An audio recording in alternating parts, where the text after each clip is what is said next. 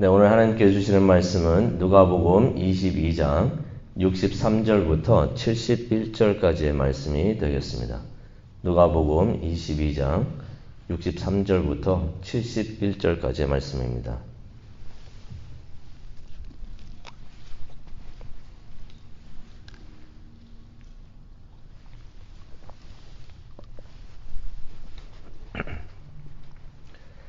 네, 다 찾으셨으면은 우리 다 함께 읽도록 하겠습니다. 누가복음 22장 63절입니다. 지키는 사람들이 예수를 희롱하고 때리며 그의 눈을 가리고 물어 이르되 선지자 노릇하라 너를 친 자가 누구냐 하고 이 외에도 많은 말로 욕하더라. 나리샘의 백성의 장로들 곧 대제사장들과 서기관들이 모여서 예수를 그 공회로 끌어들여 이르되 네가 그리스도이거든 우리에게 말하라. 대답하시되 내가 말할지라도 너희가 믿지 아니할 것이요 내가 물어도 너희가 대답하지 아니할 것이라. 그러나 이제부터는 인자가 하나님의 권능의 우편에 앉아 있으리라 하시니 다 이르되 그러면 네가 하나님의 아들이냐. 대답하시되 너희들이 내가 그라고 말하고 있느니라. 그들이 이르되 어찌 더 증거를 요구하리요 우리가 친히 그 입에서 들었노라 하더라. 아멘. 하나님, 오늘 이 말씀을 통하여 우리를 위하여 모욕을 받으시고 고난받으신 예수님을 보기를 원합니다. 성령님께서 직접 오셔서 우리에게 말씀을 풀어 주시옵소서. 감사합니다. 예수님의 이름으로 기도합니다. 아멘. 이사야서에 보면은 예수님께서 앞으로 당하실 메시아께서 구원자로 오시는 그리스도께서 앞으로 당하실 모욕에 대한 예언이 있습니다. 많이 있지만은 그 중에 하나 이사야서 50장 6절을 보시게 되면은 이런 말씀이 있습니다. 나를 때리는 자들에게 내 등을 맡기며 나의 수염을 뽑는 자들에게 나의 뺨을 맡기며 모욕과 침뱉음을 당하여도 내 얼굴을 가리지 않았다라는 말씀이 나옵니다.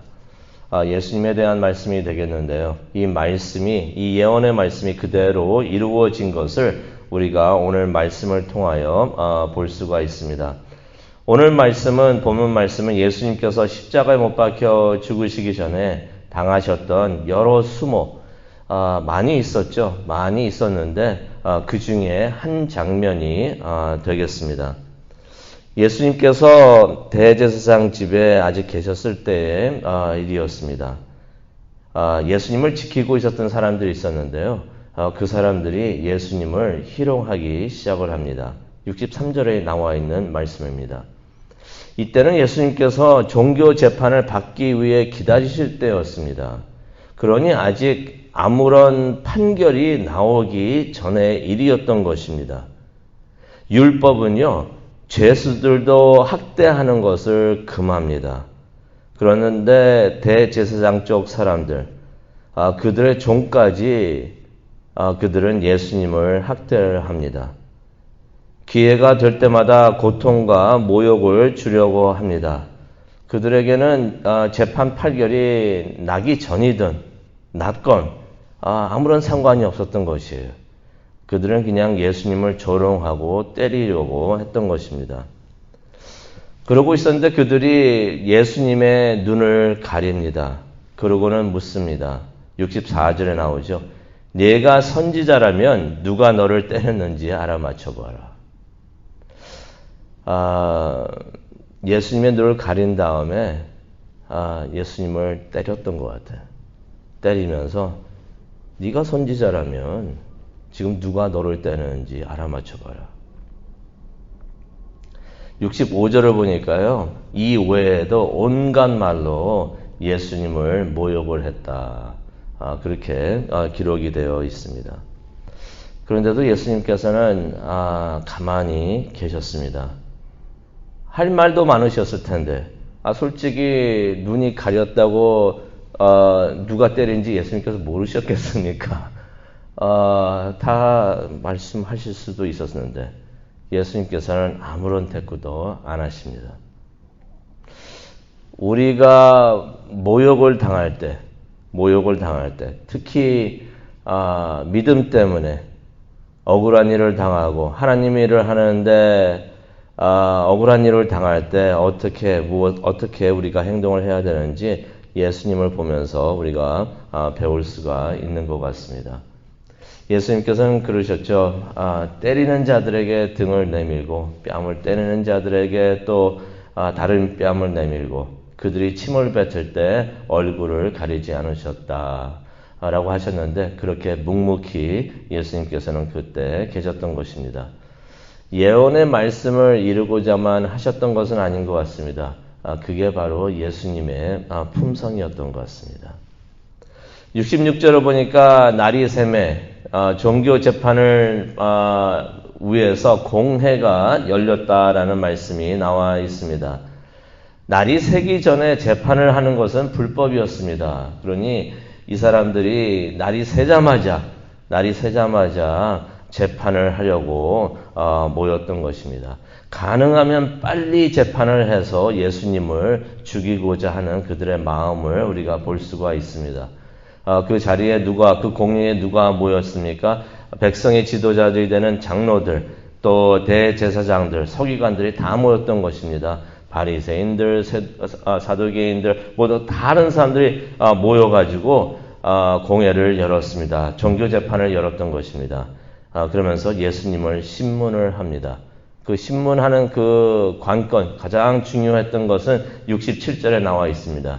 네가 그리스도이냐?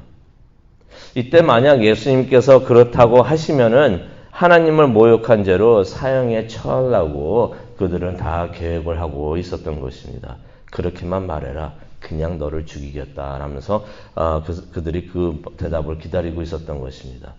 근데 예수님께서는 그들이 예수님을 죽이려고 하는 그러한 그 사람들의 마음을 보고 계셨던 것입니다. 그런데 이 말씀을 가만히 묵상을 해보고 보니까 예수님께서는 그 순간에도 복음의 진리를 전하려고 하셨던 것 같아요. 그 사람들이 물어봐서 그렇다 내가 그리스도이다 라고서 대답을 하려고만 하셨던 것이 아니라 그 말씀을 내가 그리스도이다 라고 말을 할 때는 그들이 변화를 받고 그들이 예수님을 영접하면 구원을 받을 수 있도록 예수님께서는 그 순간에도 진리의 복음을 전하기 원하셨다는 것을 알 수가 있어요. 그런데 예수님께서 그들의 마음을 보니까 그들의 마음은 이미 굳게 닫혀져 있었던 것입니다. 무슨 말입니까? 예수님께서 무슨 말씀을 하시더라도 그들은 믿지 않았을 것을 예수님께서는 그때 알고 계셨던 것이에요. 그래서 예수님께서 67절에 그렇게 말씀을 하십니다. 내가 말해도 너희가 믿지 않을 것이다.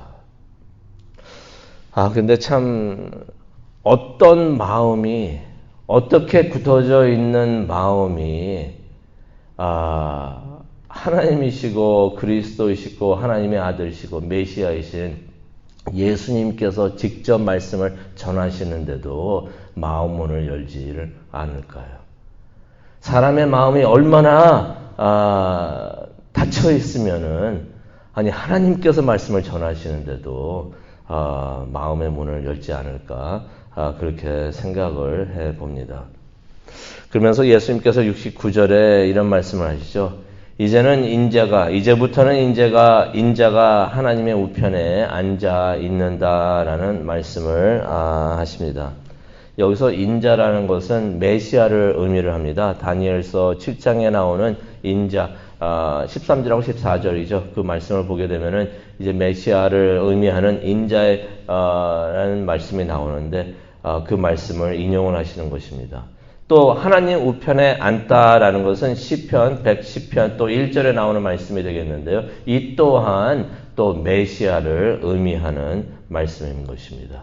예수님께서 69절에 이제부터는 인자가 하나님의 우편에 앉아 있는다라고 말씀을 하시는 것은 자신이 메시아이시면서 그리스도인 것을 선포하는 일이 되는 것입니다. 우리가 때로는 예수님께서 우리와 함께 하십니다라고 말을 하지만은 예수님께서 우리와 지금 우리 곁에 함께 하시지는 않습니다. 예수님의 영이 성령님께서 우리와 함께 하시기 때문에 그렇게 말을 해도 뭐 틀린 말은 아니지만은 지금 예수님께서는 하나님 우편에 하나님과 함께 하나님 우편에 앉아 계시는 줄로 믿습니다. 예수님께서는 그렇게 계시면서 우리를 지켜보고 계시고 우리를 위해서 기도하고 계시는 것이에요. 그때 그 자리에 있었던 종교 지도자들은 예수님께서 그리스도이시고 메시아이시다라고 선포하신다고 전부 다 그렇게 알아들었던 것입니다. 그래도 그들이 확인하고 싶어서 70절에 보니까 이렇게 물어봅니다. 그렇다면은 네가 하나님의 아들이냐? 그래서 예수님께서 70절에 이렇게 대답을 하십니다. 너희들이 내가 그라고 말하고 있다. 예수님께서 내가 하나님의 아들이다 라고서 선포하시는 것입니다.